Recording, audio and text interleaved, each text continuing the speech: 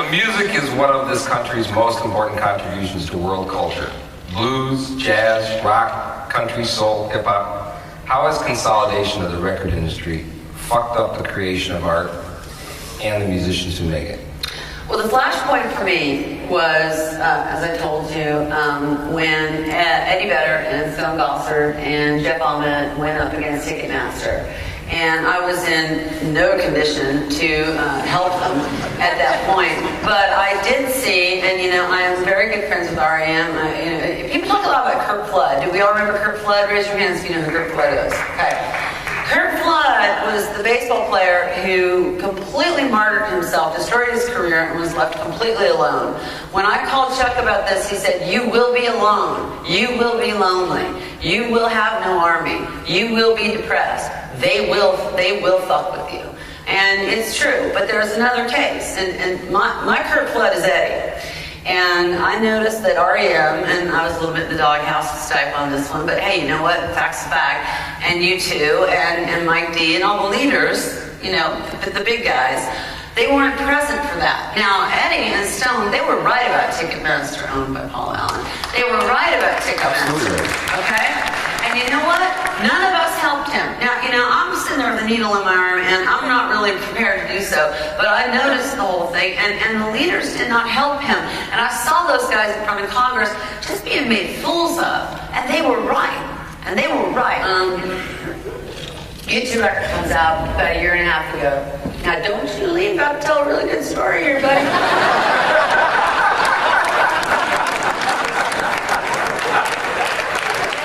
This is one of those ones where I'm gonna get in trouble.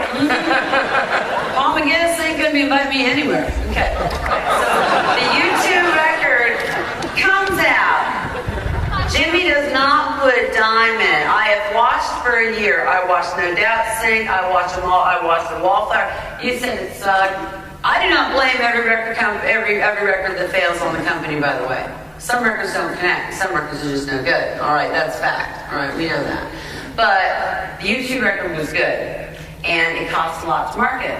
And Jimmy said, or whoever said, Zach or Doug or whoever said, too expensive, fuck them. Now, I talked to a certain somebody who used to be a Dublin gangster and got quite used to gracious living in the past 20 years. And having lived in Dublin a little myself and experiencing the poverty of Dublin, these are guys that come from Ballymoon, which is like, you know, South Central. It's a hard place to live. And this certain person who's his manager, went into the office and basically gotten a certain president into a headlock and said, "I'm going to make Courtney look like she's got a small mouth, okay?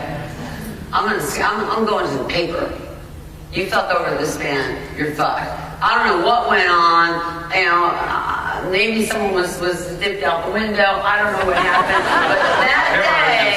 but that day, something changed. Grammys last year, you saw money coming into U2, and U2 started getting money, and they started to sell records. Because it takes money to make money if you're a mid to high level career artist, or if you're a baby band. Period. End of story. That's it. We got the payola, we got all the other stuff to do. So if it weren't for this guy sticking it for his band, you know, all the Can't Be Left Behind would have been a flop. And I was on a